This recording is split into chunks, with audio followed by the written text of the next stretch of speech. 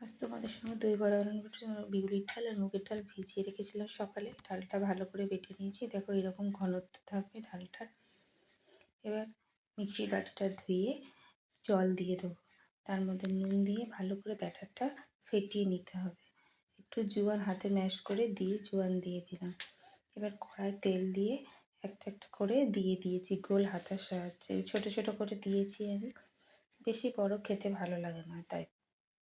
এরকম করে দই বড়াটা ভেজে রেখেছি, এটা আগের দিন ভেজে রেখেছি। পরের দিন সকালে একটু গরম জলে হিং দিয়ে গরম করে দই বড়াটা সবটা জল দিয়ে ভিজিয়ে দেবো, যাতে সব দই বড়াগুলো ডুবে যায়। 10-15 মিনিট ভিজিয়ে রাখার পর দেখো এরকম করে হাত দিয়ে চিপে জলটা নিংড়ে নিতে হবে, নিয়ে একটা আলাদা পাত্রে তুলে রাখবো। এবার একটা বাটিতে দই আর চিনি ফেটিয়ে জল দিয়ে একটু দইটা পাতলা করে নিলাম।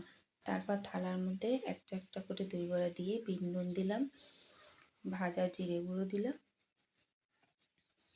বড়রা যদি খায় ওই জন্য একটু গোলমরিচ গুঁড়ো, টমেটো সস আর চাট মশলা দিয়ে ঝুড়ি ভাজা দিয়ে আমার দই বড়া একদম রেডি। কেমন হয়েছে তোমরা জানিও কমেন্ট করে।